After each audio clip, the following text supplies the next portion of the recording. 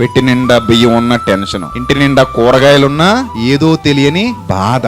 ఏదో ఒక ఇంట్లో ఉన్నాం కదా పోనీలే అనుకునేవాళ్ళు లేరు. మా పక్కింటోడు బిల్డింగ్ కట్టేసుకున్నాడు అక్క, మాకంటే ముందుగా మా పక్కింటోడు ఏమైపోయాడు, గొప్పోడైపోయాడు, బిల్డింగ్ కట్టేసుకున్నాడు. మాకైనా అలాంటి బిల్డింగ్ రావాలి, లేదంటే ఆడి బిల్డింగ్ కూలిపోవాలి, అప్పుడు మాకు ప్రశాంతంగా ఉంటది. ఇప్పుడు మేము బాగుపడకపోయినా పర్లేదు, పక్కింటోడు మాత్రం ఏమవకూడదు, అస్సలు బాగుపడకూడదు. ఆడు నాశనం అయిపోతేనే మాకు ఆనందం. మాదో 10 రూపాయలు పోయినా పర్లేదు కానీ ఆడేమైపోవాలి, నాశనం అయిపోవాలి. ఆడ ఆరోగ్యంగా ఉంటే మేము చూడలేం, ఆడి ఇల్లు అందంగా ఉంటే మాకంటే చూడలేం. ఆడు కొంచెం పచ్చగా ఉన్నాడు అనుకో, మాకు ఇక్కడ బీపీ రేజ్ అయిపోతుంటది. ఏ కాకుల్లో ఉండదు ఆ స్వభావం. ఒక కాకి చచ్చింది అనుకోండి, కరెంట్ షాక్ కొట్టి మిగిలిన కాకులన్నీ వచ్చి అక్కడ కావు కావు కావు కావు మనం అరుస్తా ఉంటాయి. అదే మనం అయితే రోడ్డు మీదకి ఒక యాక్సిడెంట్ అయిపోతే మనకేంది, మనోడు కాదు కదా, చూస్తాం మనోడు కాదా అని, ఎవరండి అని అడుగుతాం, ఎవడోనండి, మా ఊరోడు కాదు కదా, కాదు. మా ఇంటి పేరోడు కాదు కదా, కాదు. మా ఉట్లు కాదు కదా, కులం మా కులం కాదు కదా, కాదు. అయితే వదిలేయండి, మన దారిని మనం పోతాం. ఇది మానవ నైజం.